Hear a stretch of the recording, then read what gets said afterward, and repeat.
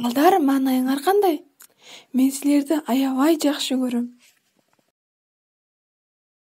Бүгүн адабий окуу сабагын өтөбүз. Сабактын темасы дүйнө элдеринин балдар үчүн чыгармаларынан Иван Андреевич Крыловдун «Күзгү менен маймыл» тамсили.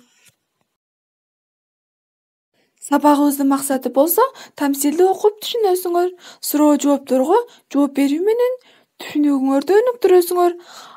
Өз коточулугуңарды өзүңөр сезе билүүгө, досуңардын сөзүн уга билүүгө тарбияланасыңар.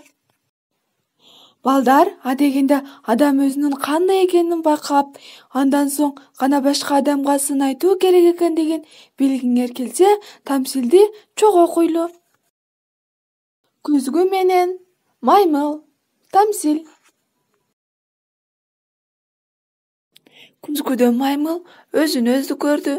Капырай деп таңыркай түрү өзгөрдү. Аюунун жанындагы түртү айтат: «Карачы момул турган жаман өңдү».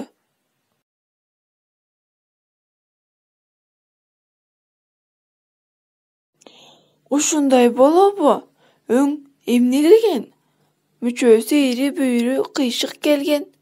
Буга бир мүчөмдөн окшош чыксам, арымдан турган жерден өлө берелим.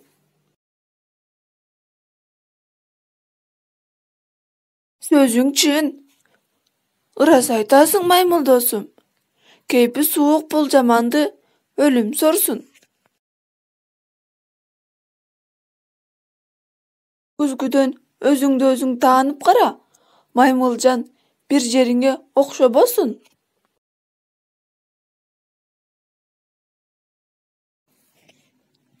Аюунун сөзүн маймыл эске алабы? Досунун сөзүн сөз деп эске албады. Жийиркенип маймыл акең басып кетти. Айтылган тийиштүү сөз жерде калды.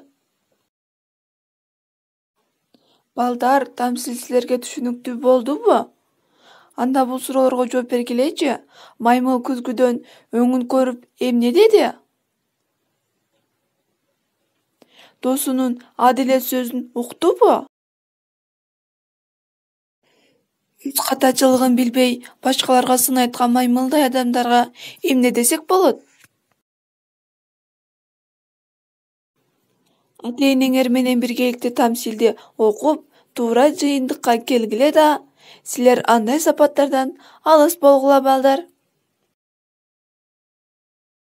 Анда эмесе балдар, ушуну менен сабагыбыз аяктады.